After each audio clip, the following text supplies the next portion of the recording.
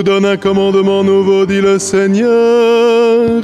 Aimez-vous les uns les autres comme je vous aime. Gloire à toi, Christ, notre espérance. Gloire à toi, Christ, notre salut. Le Seigneur soit avec vous. Évangile de Jésus-Christ selon saint Jean. Gloire à toi, Seigneur.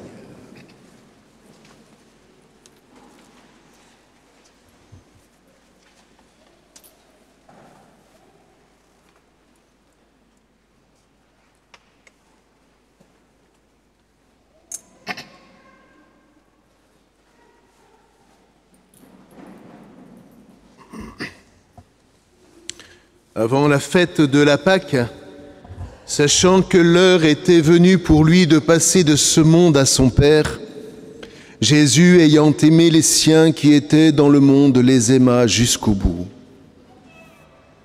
Au cours du repas, alors que le diable avait déjà mis dans le cœur de Judas, fils de Simon l'Iscariote, l'intention de le livrer, Jésus, sachant que le Père a tout remis entre ses mains, qu'il est sorti de Dieu et qu'il s'en va vers Dieu, se lève de table, dépose son vêtement, prend un linge qu'il se noue à la ceinture, puis il verse de l'eau dans un bassin. Alors il se mit à laver les pieds des disciples et à les essuyer avec le linge qu'il avait à la ceinture. Il arrive donc à Simon-Pierre qui lui dit « C'est toi, Seigneur, qui me laves les pieds ?» Jésus lui répondit « Ce que je veux faire, tu ne le sais pas maintenant, plus tard tu comprendras. » Pierre lui dit « Tu ne me laveras pas les pieds, non, jamais. » Jésus lui répondit « Si je ne te lave pas, tu n'auras pas de part avec moi. » Simon-Pierre lui dit « Alors Seigneur, pas seulement les pieds, mais aussi les mains et la tête. » Jésus lui dit « Quand on vient de prendre un bain, on n'a pas besoin de se laver, sinon les pieds, on est pur tout entier. Vous-même, vous êtes purs, mais non pas tous. » Il savait bien qui allait le livrer, et c'est pourquoi il disait « Vous n'êtes pas tous purs. » Quand il leur eut lavé les pieds, il reprit son vêtement, il se remit à table et il leur dit « Comprenez-vous ce que je viens de faire pour vous ? Vous m'appelez Maître et Seigneur et vous avez raison car vraiment je le suis. Si donc moi, le Seigneur et le Maître, je vous ai lavé les pieds, vous aussi vous devez vous laver les pieds les uns aux autres. C'est un exemple que je vous ai donné afin que vous fassiez vous aussi comme j'ai fait pour vous. » Acclamons la parole de Dieu. Louange à toi, Seigneur Jésus.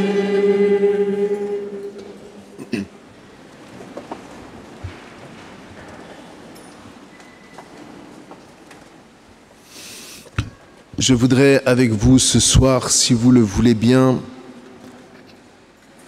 que nous nous concentrions sur le lavement des pieds.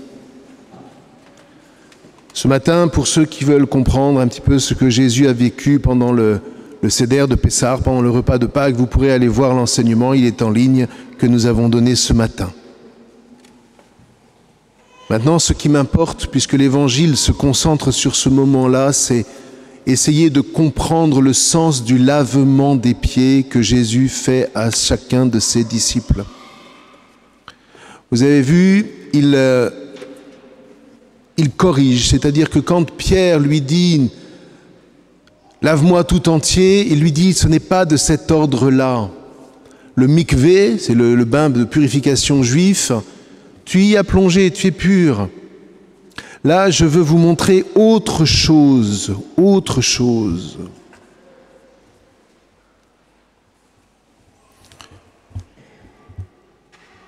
Ce que je contemple personnellement et qui va être dit dans la suite de l'Évangile selon saint Jean, c'est quand Jésus, qui lave les pieds de ses disciples, nous avons Dieu en personne, qui s'abaisse devant eux. En Jésus, le regard de Dieu se révèle non pas du sommet, allant du sommet jusqu'au pied de la montagne, mais tout au contraire qui va au plus bas pour nous regarder et se faire plus bas que nous pour lever les yeux vers nous. Trop souvent, et nous retombons combien de fois dans ce piège qui est un piège idolâtre, nous pensons, frères et sœurs, que Dieu est là-haut et que nous sommes en bas. Alors qu'en réalité, depuis que Jésus a révélé le Père et a porté jusqu'à son accomplissement la mission de salut qu'il a reçue du Père, nous savons que Dieu se trouve en bas. Et ce que contemple Jésus quand il pose son regard sur ses disciples, ça n'est rien de moins que son royaume. Le royaume de Dieu, frères et sœurs, nous le comprenons en Jésus. Le royaume de Dieu n'est pas au-delà des montagnes, n'est pas au-delà du ciel, il n'est pas je ne sais pas où. Ça, ce sont des visions païennes. Le royaume de Dieu est dans le cœur de l'homme. Et voilà ce à quoi Jésus se livre. En lavant les pieds de ses disciples, il se fait serviteur de ses disciples. Et il leur donne l'exemple d'un regard qu'il faut poser sur tout homme désormais. Celui qui est baptisé est appelé à poser son regard sur tout homme, non pas de haut, mais comme serviteur. Comprenons, frères et sœurs, que le royaume de Dieu s'est approché parce qu'il est, par Jésus, en nous. En nous. Tant que je ne comprendrai pas cela, je laisserai Jésus à l'extérieur de moi et je tomberai dans tous les pièges spirituels que le diable dressera sur ma route. Et je ne comprendrai pas, et je ne comprendrai pas Jésus, et je ne comprendrai pas pourquoi, entre guillemets, ça ne marche pas. Mais ce n'est pas tout, car si Saint Jean ne raconte pas l'institution de l'Eucharistie, mais prend le temps de raconter le lavement des pieds, c'est précisément pour que nous comprenions mieux l'institution de l'Eucharistie. Cette Eucharistie qui nous unit au sacrifice du Christ. Là encore, je vous renvoie à ce que j'ai expliqué ce matin. Cette Eucharistie qui nous unit au sacrifice du Christ. Mais pourquoi nous unir au sacrifice du Christ? Est-ce que le baptême ne suffit pas? Est-ce que le baptême ne suffit pas? Est-ce que la confirmation ne suffit pas? Eh bien non. Nous l'avons chanté dans cette très belle antienne tout à l'heure. Le mystère de l'Eucharistie, si nous le comprenons dans toute sa puissance, si c'est possible pour l'entendement humain, c'est que dans l'Eucharistie, à chaque fois que je viens communier, c'est le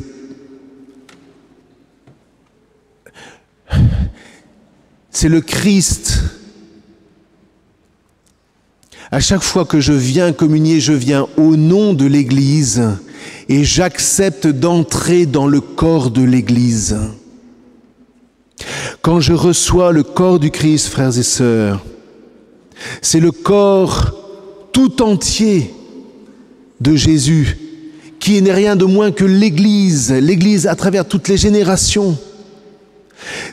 L'Eucharistie fait que nous formons un seul corps, vous et moi, en Christ, car il n'y a que le Christ qui peut opérer cela.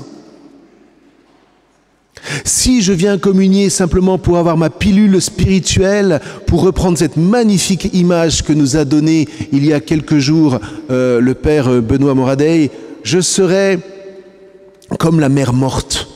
Il nous a donné cette image que je trouve absolument inspirante. Il nous donnait de contempler le lac de Galilée et la mer morte. Et il nous posait la question, c'est donc en Israël, quelle est la différence entre le lac de Galilée et la mer morte? Eh bien, dans le lac de Galilée se déversent les eaux qui viennent du plateau du Golan, mais le lac ne retient pas l'eau pour lui-même, il la redonne, et c'est le Jourdain. Alors que la mer morte reçoit l'eau, mais ne la redonne pas. Elle garde l'eau pour elle. Et du coup, elle se salit, elle se sale, tout simplement. Ouais, elle se sale, elle devient salée, elle devient invivable. Faisons attention, frères et sœurs, de ne pas recevoir l'Eucharistie comme la mer morte. Nous recevons l'Eucharistie, non pas d'un Dieu qui nous la donne de haut, mais qui nous la donne par le bas. C'est pour ça que j'aime bien, pour la première communion, toujours la donner à genoux devant les enfants. Faisons attention que cette Eucharistie, Jésus nous la donne pour que précisément nous la redonnions autour de nous, nous la vivions tous ensemble, cette Eucharistie, comme vraiment l'Église qui prend corps en nous par le Christ. Je ne suis plus simplement l'individu qui vient communier auprès de Jésus. Je suis un membre de l'Église qui se rend présente au sacrifice du Christ pour monter avec lui jusqu'auprès du Père et découvrir que le Père est déjà présent dans son royaume en chacun de ses enfants. Le Christ, dans son Eucharistie, n'est pas extérieur à moi. Il n'est pas celui que je prends pour être agité devant les autres, devant les hommes.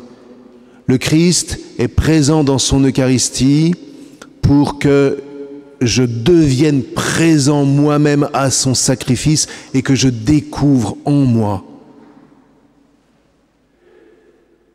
la lumière du royaume de Dieu qui me fera vaincre toute mort, qui me donnera l'énergie, la ressource, l'amour nécessaire pour qu'à chaque fois que je traverserai des épreuves, je ne réponde pas en rendant le mal pour le mal, mais que je rende toujours le bien pour le mal. Que je fasse que de tout mal qui m'atteint, que je fasse en sorte que Dieu puisse en sortir un bien, sinon pour la personne qui fait le mal, au moins pour moi qui ai mal.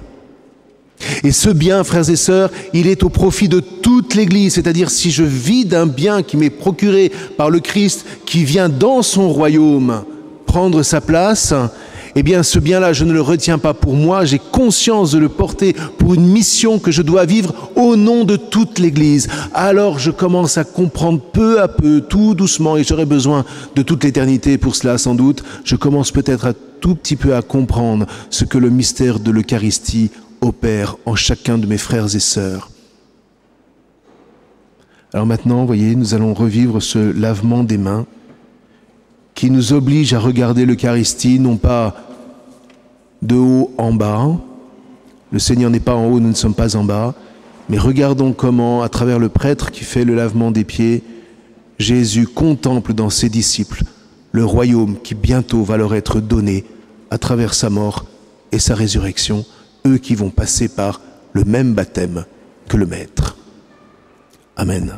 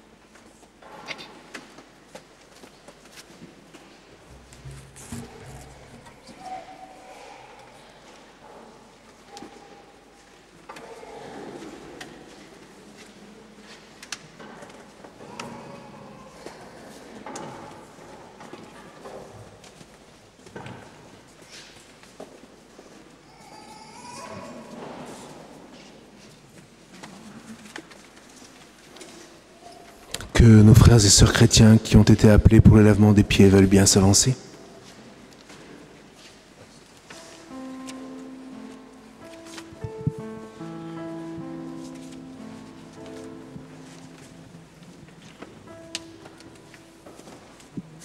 Vous prenez place.